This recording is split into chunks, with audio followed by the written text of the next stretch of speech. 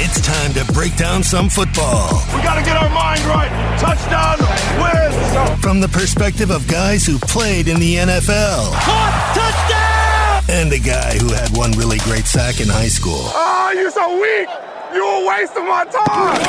Greg Camarillo and Marcus McNeill are the pros, and Skraby is the Joe. Let's go. Let's go. Let's go. Two Pros and a Joe starts right now. We're talking about guys. I mean, you were just talking, Marcus, about a guy who is the best dressed guy in your locker room. I would be probably one of the worst dressed guys in the locker room, just because I come in like a sweatpants and just a t-shirt, and that's what I'm wearing home, man. That's what I'm wearing home. Hey, that's me all day, Scrap. I'm comfort over everything. You know what I'm saying? Like, unless it's time to put on a suit or look nice, I'm good. You know what I mean? Like, I'm comfortable all the time. Hey, a fun dress up story. So as an undrafted rookie, I didn't want to spend big money on a nice suit, but Keenan McCardell, our veteran receiver, who I looked up to a lot, had 1 billion suits, and he's like, "Hey, Greg, I'm trying to get rid of some. Do you want to get them?" And we were generally the same size, so I said, "Yeah." And he had me in some nice looking suits, man. But I was great looking for a black man from Houston, not necessarily me from California. I was dressed like a great looking black man from Houston, but not necessarily Greg from Northern California. You look like next Friday. I was looking good, man. I was feeling good. Yeah. I don't know that I'd be wearing suits, but everybody likes to look good when they're done with the game, you know? You get done losing by 50 like the Steelers did, and you look good on the way out of the stadium. I'm sure Juju, that's all he cares about. Anyway, this is Two Pros and a Joe. I am Skraby. I am the Joe of the podcast. I have my two pros with me. Greg Camarillo, 8 years in the NFL with the Chargers, Dolphins, Saints, and Vikings, and Marcus McNeill, 6 years with the Chargers at left tackle. I had one great sack in high school. You can catch Greg on Twitter. Get what I did there? At Catch Camarillo, and you can get, well, Marcus McNeill 73. I was going to say you can block, but it doesn't really make sense. At Marcus McNeill 73 on Twitter. At Matt Skraby for me. At Two Pros and a Joe on Twitter as well. At Two Pros and a Joe everywhere, basically. Okay, that's out of the way. Let's talk about how glorious the extra 2 playoff games were over the weekend. We're recording this on January 12th at 8:20 p.m. Pacific time. This is episode 10, guys. That's pretty good. I got to give us a round of applause because we made it to 10 episodes. So I do appreciate everyone who's listened and commented and helped us get to where we're at now. We're just going to keep growing. But anyway, back to the playoff games. I thought the new format that they had, adding a 7th team to each conference and getting rid of the second seed getting the bye in the NFL playoffs, I thought that was the best move that they could have done because, number one, it made people play till the end of the season, and number two, it made for 2 extra games on the weekend. If I could have, I would have sat there on my couch and not moved for 2 whole days. And I'm not sure what you guys felt, but I thought everything worked really well for the NFL over the weekend. And what better gift during a time when we can't do anything anyway? There's not anything going on. So we got to sit down and watch football for a whole weekend. And the thing I liked about it most is that none of the games were not competitive because of rankings. The last teams that snuck in played great football. The only team that really wasn't competitive, the Seahawks. And okay. They were division winners, so they were going to be in the playoffs no matter what the format. So more games, more teams, more competition. I loved it. Yeah, I thought you were going to say the Bears were the only team that didn't. Oh yeah. But then I was watching that on Nickelodeon and watching for the slime cannons coming from the end zone. So I was focused on something else. But you're right, the Bears sucked. Yeah, I actually watched the Nickelodeon broadcast. I thought it was really well done. I don't know that I would watch it every single week if it was an every single week thing, but for a one-time thing, I was into it. Marcus, did you watch the Nickelodeon broadcast? I saw get slimed in. That was probably one of the coolest things I saw. I like how they added that to the game. I think we all are watching Nickelodeon. Still one of the channels that's around right now that, you know, our kids are enjoying to this day. Yeah. It was nostalgic for me. I loved like Doug and Rugrats. I'm a little bit younger than you guys, so I was on that stuff. Exactly. Quail Man, Patty Mayonnaise. Hey, I was crushing on Patty Mayonnaise a little bit. You know? That is great. Truth comes out. We're going to be talking in this podcast. We'll talk a little bit more about the format. We'll talk about Doug Pederson of the Eagles being fired and get our thoughts on that. It's pretty crazy. He was fired after going to the Super Bowl just 3 seasons ago, but we'll get into that. We'll also talk about briefly about what the Texans do with Deshaun Watson and Lamar Jackson. There is something that he is concerned about coming up playing the Bills this weekend, and we'll tell you what he's concerned about when we get there. But back to the playoff games and the formats. Which was your favorite game of the weekend? Mine had to have been the Browns taking down the Steelers. I just can't stand the Steelers. I can't stand Juju Smith-Schuster. I can't stand anything about that team. The only thing I will say is I believe we may have watched the last Ben Roethlisberger game of all time, and going in – he'll be a Hall of Famer. He'll be no problem a Hall of Famer, obviously. But the way he looked on the bench after the game and after the way that they got beat, and Marquise Pouncey might be leaving and going and retiring as well, Ben did not seem like he was coming back. And maybe that's just me hoping, but he didn't seem like he was coming back. What do you guys think? I think he's coming back. I think, to be honest with you, I think every one of the elder statesmen quarterbacks are coming back. We're looking at Phillip, Tom, Drew, Ben, Aaron. I think that's all of them. But look at the success these old dudes are having. That's 5 dudes that have been playing for 15 years or so, plus give or take some, and still playing high-level playoff football. So I didn't see any major drop-off. Tom picked his game up towards the end of the season. Phillip Rivers picked his game up towards the end of the season. And to me, that's a sign that you still got it and you can come back. Hey, I definitely think that, you know, this won't be Big Ben's last hoorah, you know, especially the way they went out this year. You know, it was a great game. And Skraby, I'm just like you. My favorite game to watch this weekend was Cleveland versus Pittsburgh, you know, just because the way the game started and came out, it was kind of like somebody who came out to a fight and wasn't really ready. And the Browns just jumped on them so tough that you just saw them like backpedal, like, hold on, back up on me. But they just never let up. And you could just tell Baker Mayfield had that swagger, the way he was walking up in that field. He came to play. The Browns defense came to play.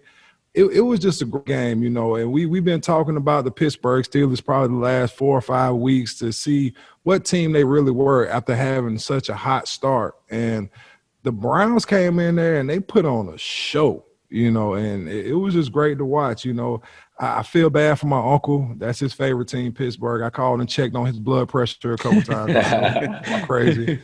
But it was just fun to watch, you know. But if that was Big Ben's last game, he's definitely a Hall of Famer. We all know that he's had a great career. But I'm going to agree with Greg on that. I think that Roethlisberger comes back. I think Phillip has enough drive to win a Super Bowl that he'll come back and try again, especially with a team with Indy. And then the last, Tom and Drew, I don't see either retiring before the other one because they're going to be constantly battling for the title, you know, the best quarterback, TD titles, you know, yards and all. So they're going for. So it's going to be funny to see who retires first because I just – is Tom coming back? Oh, I got to come back because I got to make sure I get the touchdown. He keeps the touchdown record. Let me see them doing that, you know? Yeah. What was your favorite game of the weekend, Greg? I liked the Indy-Buffalo matchup. And, that was a good one. I expected it to be made way more one-sided on Buffalo's end, but Indy put up a good fight. And it was fun to watch Phillip Rivers be competitive in the playoffs because we've seen him with the Chargers, and they just weren't there. They were not a fun, exciting, competitive team towards the end of his days there. So it's fun to watch our old teammate have that drive in the playoff game, and they were close, man. Buffalo looked vulnerable.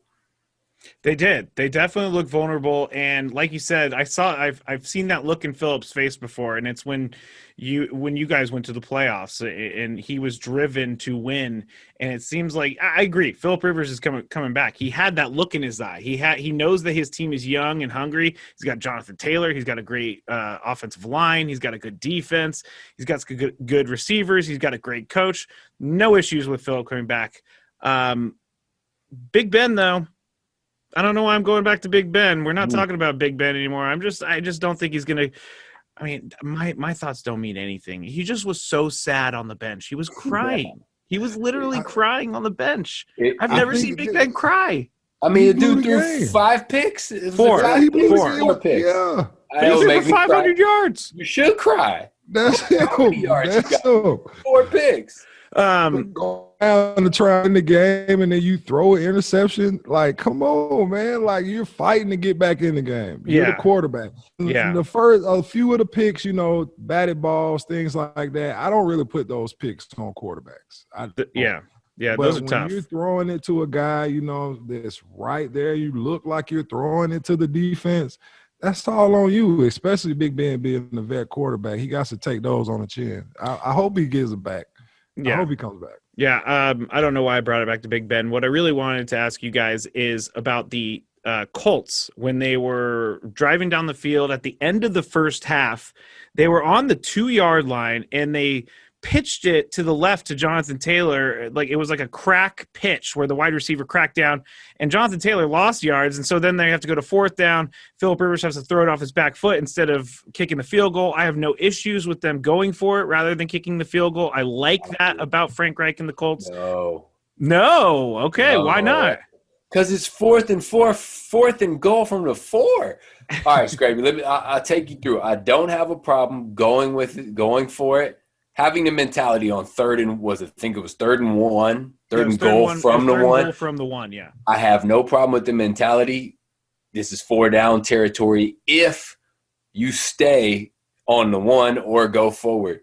I also don't have a problem with that pitch play with the potential of losing yards. What I have a problem with is the combination of running the pitch play with the potential of losing yards and then going for it. Run the pitch play, no problem. If you get in, great. If you don't, kick the field goal. If you run the pitch play and lose yards, you cannot then go for it. If you're going 2-down football there, you go straight forward because you're going to get at least half a yard each time. But that changed the entire game. They didn't get that. Buffalo drove down and scored, and then that was it. The whole momentum changed right there. Whole momentum. Yeah, between that and then the interception that was almost there for Indy that they could have got there in the end zone, that would have been a big play for them. That could have been a momentum shifter. And I hate when you come down to games and you lose by 3 points, and then I look back at the game and I see that my kicker missed me a field goal. That's just like, it's like you got one job. You got one job. And he was great all year. Now you guys have both played in playoff games. Is it that much different? Like because he's a rookie. Like why would someone who's been so great for 16 games come out and miss an easy field goal like Rodrigo Blankenship did? Man, the playoff atmosphere is totally different than the regular season, especially in the Buffalo game. That's the first time they had fans. So there was liveliness. There's pressure the entire week. Media's all over you, your friends, everybody is hyping it up. You are more energetic. There's just everything is amplified in the playoffs, and especially mistakes. Mistakes are amplified 100%.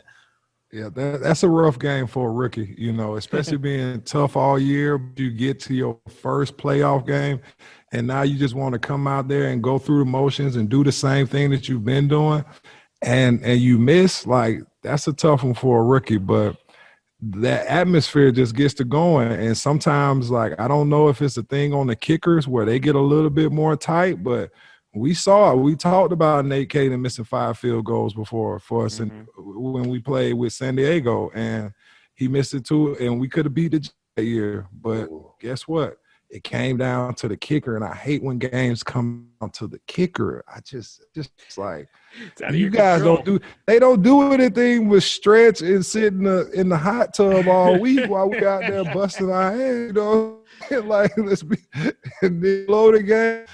it just sucked. Can I get your guys to join my conspiracy theory? At the end of the game, when that was a catch, the guy stood up and then a fumble. Oh, Pascal?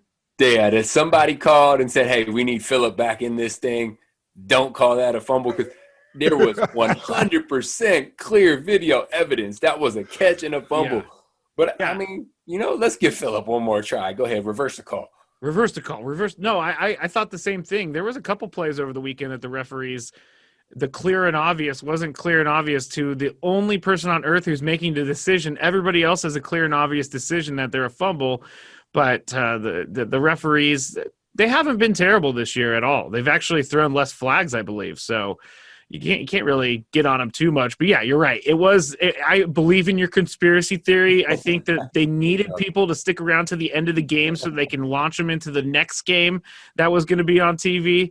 But the weekend was just awesome. And before we get to Doug Pederson being fired and getting our thoughts on that, what did you guys think? Or Greg, take us through, because I tagged you on Twitter at 2pros and a Joe. I tagged you about the catch in the end zone, or the non-catch by the Bears wide receiver. And take us through that play. What should a wide receiver be doing in that situation where you're running down the field, you've beaten them over the top, and all you have to do is catch that ball? Oh, Skraby, wasn't that gross? It was gross. It would have given the Bears a whole new world in life. It was like he was pre-slimed before he got into the slime zone. He wanted to be slimed so bad he dropped the ball. But the fun part was, the last time I've seen that play was on my team I was on, 2008 Miami Dolphins. We pulled out all those Wildcat wrinkles, and this was an exact play taken from, 12 years ago, and pulled out and executed beautifully until the last spot. All right, so the quick technical aspect of it is when you're looking back for a deep ball, you're keeping your shoulders running forward, you're looking back and high, you got to get your hands high. You don't, like what he did, he kept his hands down by his belly. That opens up the breadbasket. Hands high, that means you can look at the ball in your hands at the same time. You always want to have sight of the catch and the ball at the same time, and it brings your elbows together so that ball can't squeak through there. You lower them, can't see your hands, you open that basket for the ball to slide right through, and that's exactly what he did, and that ball slipped right through. Not saying that they would have won the game with that, but that's a huge momentum changer. Huge. Hey, I appreciate that, Greg. I'm taking all those tips and I'm giving them to Marcus Jr. All right, like literally, like when I'm out got a there, receiver over there, man, practicing his routes. I'm like, hey, keep the hands up. Make sure you over your shoulder. You know what I mean? Like I'm taking that little nugget right there from you. I appreciate it. There you go, man. I don't have any young offensive linemen in my house, but if I did, I'm hitting you up. Hey, yeah, me too. So yeah, that would have changed the complexion for the game for the Bears a little bit. But Drew Brees moves on. They're going to take on Tom Brady. The old man bowl. We might talk about that a little bit later. But let's talk about Doug Pederson and the Eagles firing him. He won the Super Bowl 3 years ago. He's the first coach since 1973 to be fired within 3 seasons of winning a Super Bowl. That's pretty insane to me. Greg and I talked about this a little bit before you jumped on, Marcus, but I am shocked, stunned, and confused as to why they would fire him. And I don't think he deserved to be fired, but my opinion doesn't matter. But what do you guys think? Do you guys think that if you're in that locker room, you've been in that locker room, and you lose a locker room, is that enough for a guy who's won a Super Bowl 3 years ago to get fired? Wow. I mean, I think that the last game might have something to do with it. You know, you have Jalen Hurts, who is the quarterback that you want to see be the future, and then you pull him from a game. I think that was just the wrong move for him to make at that point in time. They already have enough going back and forth, Carson Wentz and Jalen Hurts, who's going to be the next quarterback. Why on earth do you bring in the third guy?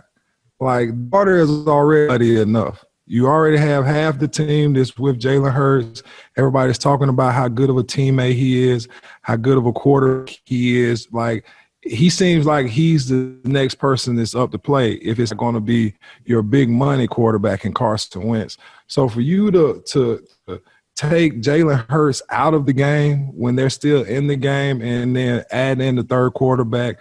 I just think that was a bad move on his part, and it was already a rocky year for them. I think that, Carson Wentz was having a rough year. They had a rough year. I just think that they just made the decision to part ways. I think just like Big Mac said, it's all that last game. When he took Jalen Hurts out, he fired himself. I'm not 100% sold that was his decision. I know that's what we're hearing, but I can't believe that a coach would take out who was now their starter and put in the third string, Sudfeld. He's been on the team for 4 years. He hasn't done anything.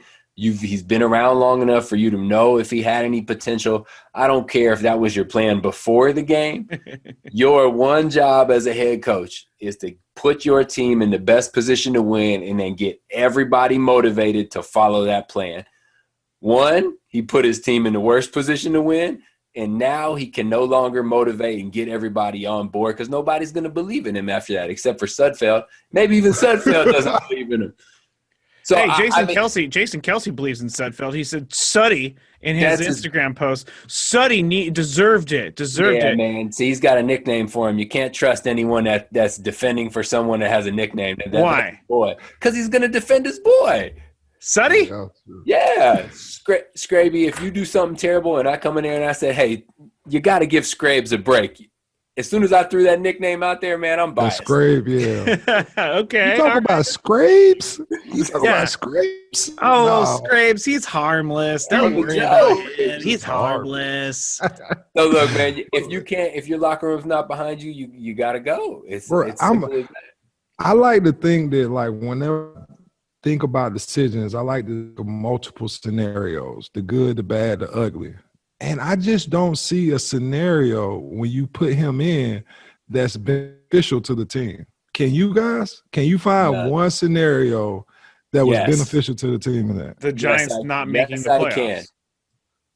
Getting the 6th pick instead of the 9th pick, which means you intentionally lost, which means you got to go.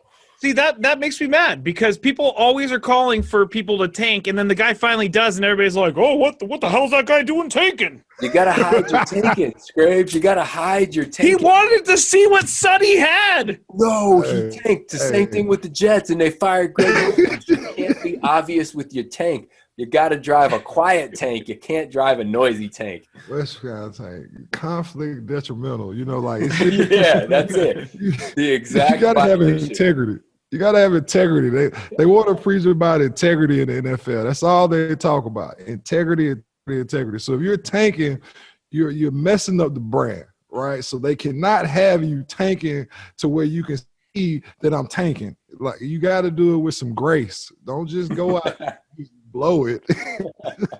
All right, you guys are stalling me a little bit. It's like I don't know. Jeffrey Lurie, he is the owner of the Philadelphia Eagles. Is that correct? Am I getting that right?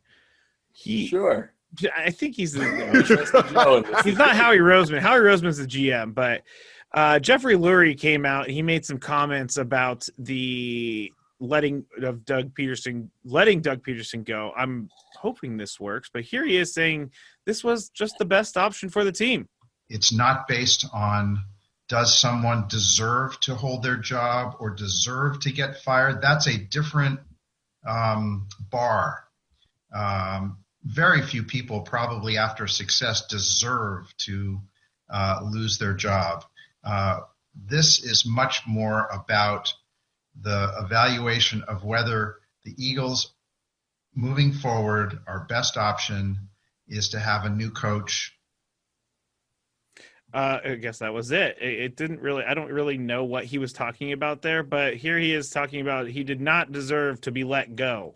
It's not about did Doug deserve to be let go. No, he did not deserve to be let go. That's not where I'm coming from, and that's not the bar in the evaluation process. So that's what he said about firing Doug Pederson after he also made a comment about, and I don't have the audio here, but he made a comment saying we can't wait for the day that Doug Pederson is inducted into the Eagles Hall of Fame for winning that Super Bowl. And Greg's giving the thumbs down. I wish a podcast could record my facial reactions. It is It's trash.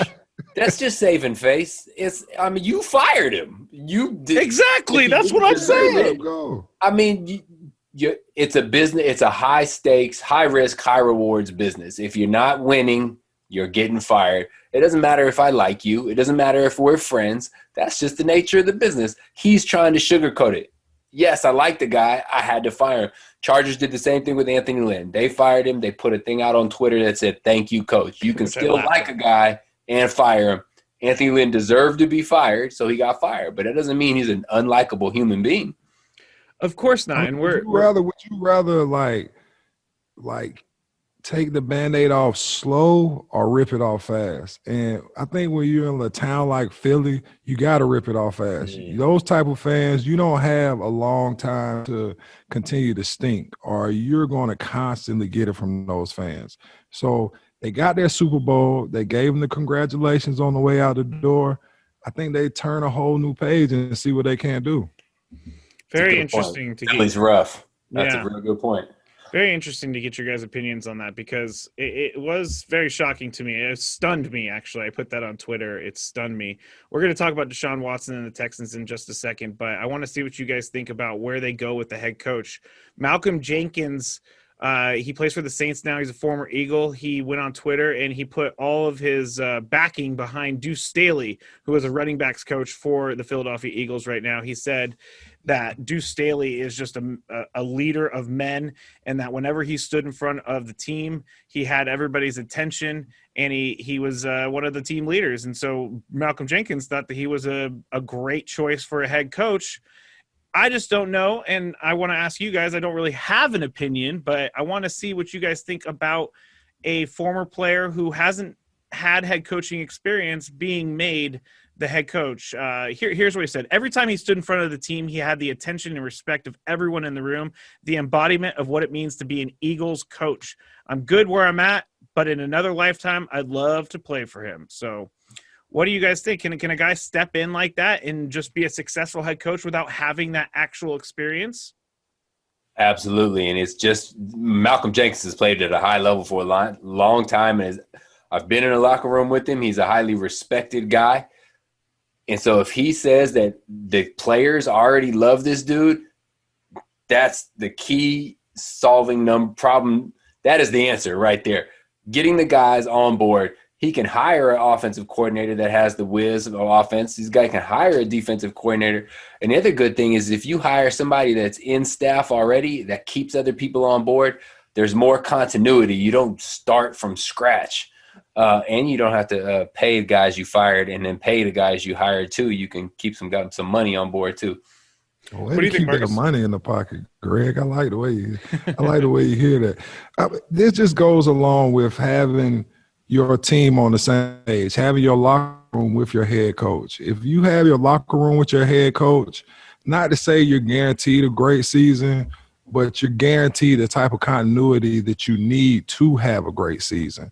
So if you have a player like Jenkins who's been a veteran in the league, respected by probably all in the locker room, say that they already have the respect for that guy, I can definitely see you keeping them on just to have that respect and that rapport amongst your players. You see other players like Mike Vrabel, right? He didn't have a ton of coaching, experience at all. But sometimes when you know the background person who's been through it before and you respect them, who they are on the field and off the field, that helps to bring the locker room together. And I'm sorry, I've never seen a team win the locker room divided. It's just like it's like playing against a team before you even go out there. It's like you're playing against yourself before you go out and go face your opponent. So you're in a lose-lose situation. You're already losing that first battle. Now you're going to put me on the field in a new battle and expect me to win. I just don't see the outcomes being positive in those scenarios. Those are all much better chance of reaching your potential with a coach that has everyone on board. But, and I keep going to Anthony Lynn as my example, but apparently people love and believe in him. He just doesn't have the ability to adjust in game. You saw I don't know if it's a lack of preparation, but his ability to analyze and prepare a couple steps ahead during a game was a problem. So the biggest component is getting that locker room on board, but you also got to be able to do that small game plan and in-game game adjustments as well. Anthony Lynn got a bad break on a lot of injuries as well. He always seems to be dealing with injuries with some of his key players. And it was year in and year out to where the Chargers were constantly dilapidated by injuries in the secondary, on the defensive line, and their edge rushers were hurt. Offensive line stayed broken up. It's hard to win with a team like that. But at the same time, injuries are part of the game. So like Greg said, you have to be able to prepare not only in game like Greg was talking about, but be able to find that next man who can step up and fill that role. And I don't think that he was able to do that. And they were always seen to be playing on one leg for some reason. They never felt like they were full field. And Justin Herbert is going to be a great quarterback. He doesn't lose a lot of those games that they don't lose a lot of those games that they lost this year, next year, when Justin Herbert has that first year up under his belt. Unless he catches the sophomore slump and he just comes out and stinks it up, he progresses. And now those close games or those games where you let it go when you had a big lead, I see them winning those next year. So that new head coach is going to step in, is going to receive a lot of that praise too. That's got to hurt being Anthony Lynn, knowing what you had in Justin Herbert, and you're on your way out as he's on his way up. Up. God, that's got to be a brutal situation. But you're right. Even if the Chargers had injuries that kept them from winning games, Anthony Lynn made decisions that kept them from winning games. And if you can avoid those, you're not going to get fired. If he doesn't have those mistakes, I don't think he gets fired. If he can win one of those two games where they went on that, they went on a rough slide. But if he can just pick up one win, 2 wins in there, it's a totally different. He has his job. He's got a brighter future with the team. Isn't that interesting though? Something so small and it highlights so much, but that's the NFL, man. Like the Bears in that one big drop, they catch that. You never know what happens. That's very true. Very true. 9-7, 7-9, or 9-7. I'd rather be 9-7. Yeah, of course you'd rather be 9-7. Oh man, someone who wishes and hopes that they can get to 9-7 sometime soon would be Texans quarterback Deshaun Watson. He's a very angry man right now. He's a very angry man, and I don't blame him, because the Texans hired Nick Caserio from the Patriots to become their general manager. And apparently the Texans also told Deshaun Watson he's going to have a voice in some of these decisions, the head coach that they're going to bring in and the GM that they're going to bring in. Well, it doesn't seem like they gave him any input in anything. And so he was pretty angry about that, according to people on social media. Who knows if he's actually very angry, but I can see him being unhappy if that's what they told him. They were going to get his input, and then they didn't get his input. And now it's like, what do you do with Deshaun Watson? Is he so unhappy that you have to trade him? And there's a few trades out there that people are talking about, and it has to do with Tua Tagovailoa in Miami, sending him to Houston, sending Deshaun to Miami. And then there's also rumors of Jimmy G being traded from the 49ers to the Texans for Deshaun Watson, plus lots of picks. What'd you say? Gravy likes that one. I'm okay with that one. I'll take Deshaun Watson any day on my team. The guy just led the league in passing yards. I'll take him. And he was on a terrible team. And one of his receivers left because he got popped for steroids. So he had a great year, but the team didn't have a great year. No D-Hop. That too. That's another reason why he's angry. Start of this, yeah. Yeah, there you go. That's the start of it. I can't believe I forgot that. When they traded him last summer, Deshaun Watson was pissed, which he should be, because it's one of the best receivers in the league. Anyway, what do you guys think the Texans need to do with Deshaun Watson? Greg? One, you don't tell him he has a say in who is the head coach. I mean, it's when you give a guy over $100 million, he's going to have an influence. But I'm not telling my quarterback that he gets to pick the next head coach. Interesting. If I do say that, then I need to let him have influence on that. One, I'm not going to say it, but if I do say it, then you can't go hire someone without him. Clearly, that's going to piss him off. The way to heal that relationship is get him a head coach he believes in. If I'm the GM, you got to get everybody on board. You can't bring in a head coach that's against your star. And then as far as trading him, oh man, this is a tough one. As a Miami guy, you have to get a talent like Deshaun Watson, but you cannot leverage so much that you can't get him weapons. Miami needs receivers. You can't trade for Deshaun Watson and then suddenly be out of cap space and out of big draft picks. So, the simple answer is, and it sounds stupid, but at what cost do you get Deshaun Watson? You got to get him some weapons. Otherwise, it's pointless. But I think they figure it out. You don't let a talent like Deshaun Watson leave because the dude is unreal. You find him a coach that makes him happy. He's a franchise quarterback. He's one of the few guys that you know that he's going to be your quarterback for years to come. Marcus, what do you think? I think you have to keep him happy. But if you told the man that you're going to allow him to have influence or at least be in the conversation whenever you choose a GM and head coach, you just have to be a man of your word or a woman of your word or whoever you are in the front office of your word. Don't tell somebody that you're going to do this and then not do it. It's just going to already cite division. And you don't need any more division on this team that's absolutely terrible besides Deshaun Watson, right? Like you absolutely need him to be the JJ Watt and come up and apologize. Like, listen, we're sorry for this year. Like we see you, son. You know what I'm saying? Like, you're balling. But we're just sorry for what we put on display this year. We need to do better. Mac, let me ask you a question. So if you tell a guy you're going to have input or influence on the decision, does that not mean, and this is a leading question, but you're going to take who that person wants? Because if I tell you have say and then I pick someone else, did that say have any weight? It's basically like telling someone you get to pick the coach. I wouldn't say even add him into the conversation. I'm not asking you to pick a coach, right? Give him a list of 5 people that you might be thinking of and be like, hey, Deshaun, what coach right here have you heard of or you like the most out of this list? I'm not never am I going to give up the power of GM or owner and give it to the player to pick the team for you. You have too much invested in it. But I do appreciate your input, especially when you've been such a role player with me over the years. Like, he has been a stand-up guy since he stepped into the league. Not a knucklehead.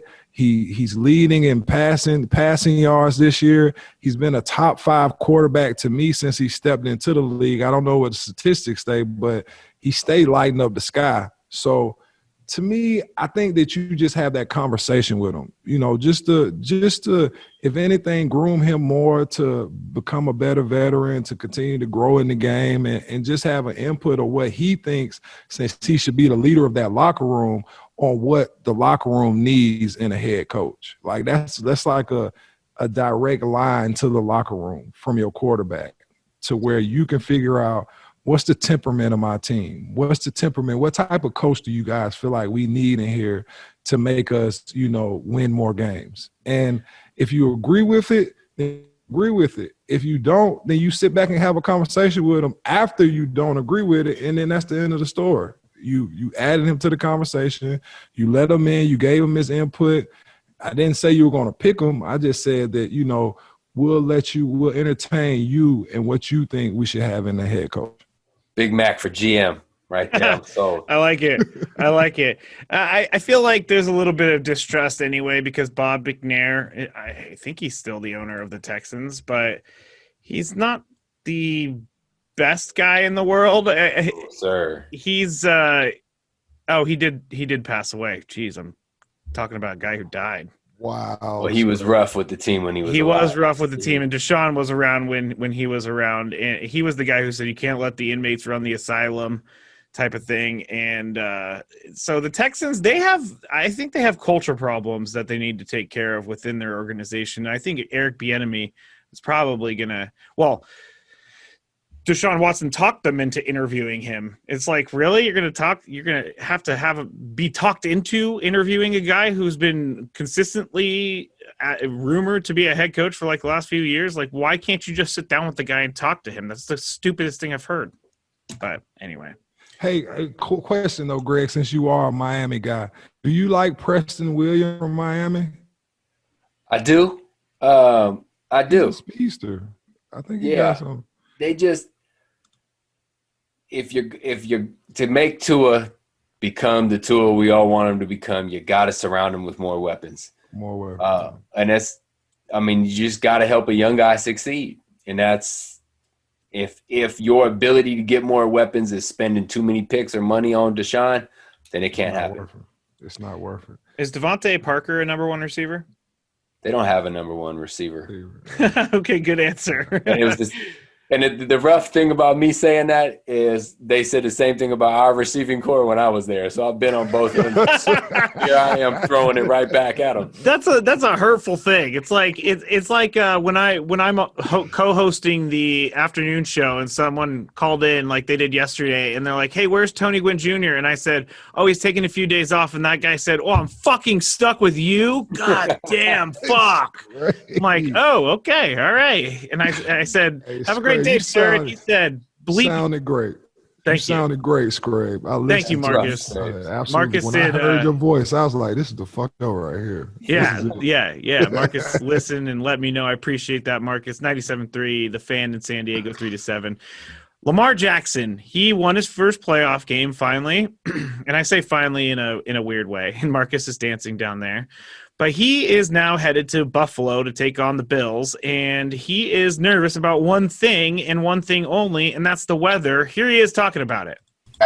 Playing in the snow, and You've never done it. Zero experience. I never got to play in the snow, except my first time seeing snow in Louisville, but we had a snowball fight, so that's totally different from playing in it.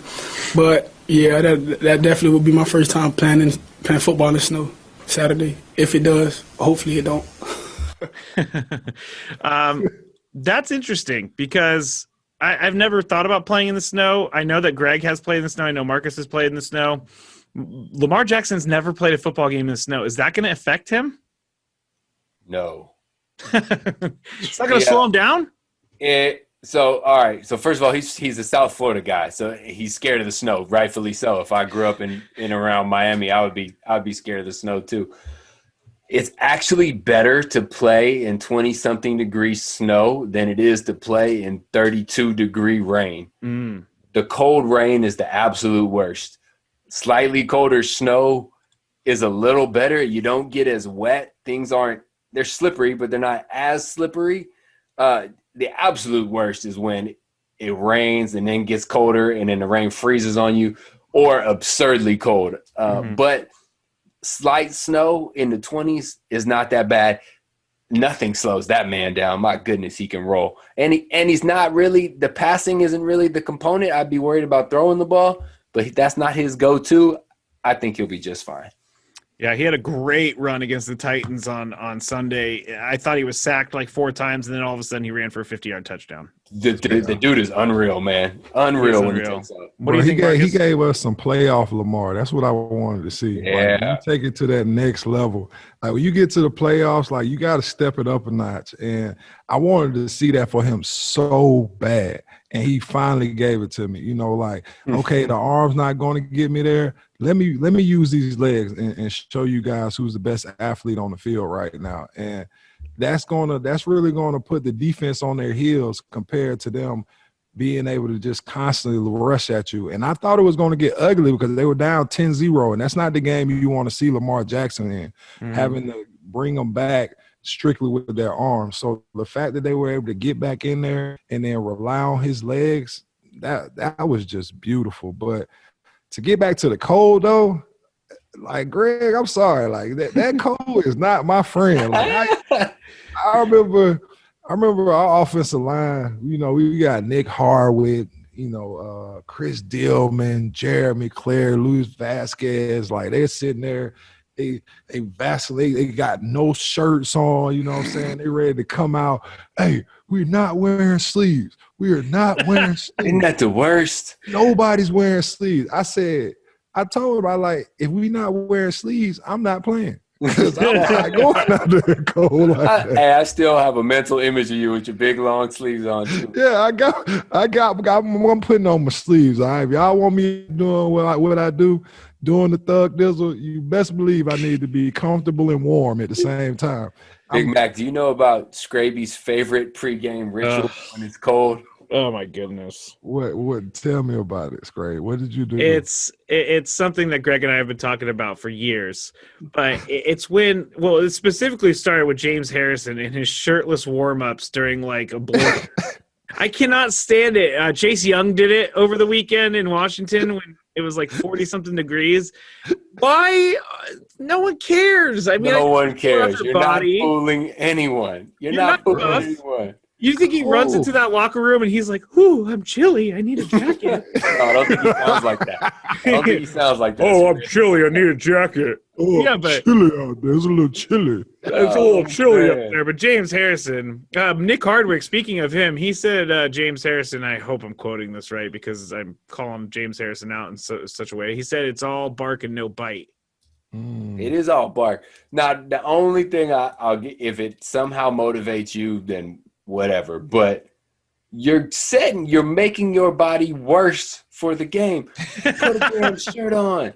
If you go sleeveless for the game, that's your prerogative. Put a damn shirt on for warm-ups, man. Yeah. Warm me up. I'm sitting on the bench next to that big fire blower that they got. That thing looks like great. a jet engine. Yeah. That's me. That's like, don't sit next to. I'm the last person on this bench. This is my seat. When I get off the field, y'all need to move and vacate the premises. All right. I'm not sure if fans quite understand the power of that. It is a heat jet. Like I've seen jackets burnt on it. I've seen pants burnt on it. You look inside and there is a flaming ball of fire blowing. It's the best. It's the best. Oh, God. How warm are those helmet warmer things? They're all right. I keep my helmet on just so my head can stay warmer. Yeah. That's the worst. That's the worst in a cold game. You taking your helmet off, and then you're already sweating and perspiring, and then now you got the cold wind just hitting on you. Like, that's no good. Just keep the helmet on. I got the visor on too. Shoot, I put a little ear warmer in there, like the little hand warmers. I might stick those up there. Fun story. All right, so in Minnesota, when our dome collapsed, it was Brett Favre's last year, so we were forced to go play outside at the University of Minnesota. Yeah. We did a walkthrough. It was like 3 degrees, the coldest day of my life. I hated life. We came to the game was, I think, in the 20s, and Brett was like, "Hey, man, let me show you my secret." You know the little hand warmers that you shake that you use for skiing and stuff? Yeah. You put them all over your body. So underneath my tight clothes, I'd like stick a hand warmer on one titty, tape it down, another titty, couple on the abs, couple on the thighs, one on top of your shoe. The shit was magical, man. Brett found the secret playing out there on the frozen tundra. And, I didn't play well, but I felt great. Wow. Gold move right there. That's a goat. Yeah, that is a goat move right there. Good job for Brett. And then he would just throw during your walk arounds. He's throwing the ball at like 90 miles an hour at you when it's 3 degrees outside and you're breaking your fingers and all that good stuff. You would do that too. Yeah. Well, that's it for today's episode. We have the Old Man Bowl. There's nothing really to talk about there other than the fact that Tom Brady taking on Drew Brees in the playoffs is pretty cool. Those two guys are going to be battling it out for ever until, like you said, who's going to retire first. And we have some good playoff games this weekend. So we're going to take off for now, and we'll get caught up next week. Again, check us out on Twitter at 2pros and a Joe, on Instagram at 2pros and a Joe, same with Facebook. If you want to talk to Greg about cold weather techniques, you can find him at Catch Camarillo. If you want to talk to Marcus about long sleeve techniques, you can talk to him at Marcus McNeill 73. If you just want to chat with me about anything, you can find me at Matt Skraby. And we thank Big Voice Guy, Mike Hansen. We also thank our producer of the show, Thomas Andrews. You guys have yet to meet him yet, but he is a great guy, and he is going to jump on here real soon. He's a big football guy, so appreciate everyone listening. Please go to Spotify. Please go to Apple Podcasts or Google Podcasts and subscribe and rate our podcast, because that's the only way we can grow. Great feedback so far. I'm so happy with what everybody's saying about the podcast, and I think that we're having fun knowing that people are having fun. So appreciate everyone out there. Do you guys have anything to say before we head out? I just what games you guys looking forward to this weekend? What's the biggest game for you? I want to see Lamar in the snow versus Josh Allen, because I'm big on both of those teams and both of those quarterbacks too. That would be a fun one. Yeah, that's great. That's a good one. I'm actually going to the schedule just so I don't forget any of the games, but I do think that's going to be the best one. I love snow games. I think they're awesome. And the Rams and the Packers, that's another one that interests me, just because Jalen Ramsey is going to be guarding Devontae Adams, and whether or not Aaron Donald can make it back from torn rib cartilage. That guy is a beast, and he looked like he was hurting, so you know how much that torn rib cartilage hurts. Yeah, I like those two. I'm going with the Saints. I'm gonna go to the Old Man Bowl. The Old Man Bowl. Old Man Bowl. What you got, Big Mac, in the Old Man Bowl? I'm taking Tom, man. I'm taking TB, baby. I got to, man. You know what I'm saying? Like, I got too many weapons down there. It's kind of like I just feel like they're setting it up. You know what I'm saying? Like, they're just pushing Tom on along. They just keep on pushing him. You know, he ain't got to walk no more. They got a wheelchair pushing him along. Like, come on, we're going to take him straight to the Super Bowl. I got to say, Tom's arm doesn't look so noodly anymore. He looks like his arm is strong and in playoff form. But we'll recap all those games next week. Looking forward to sitting down and doing nothing but watching football over the weekend. Again, thank you to everyone for listening. Two Pros and a Joe. See you next week.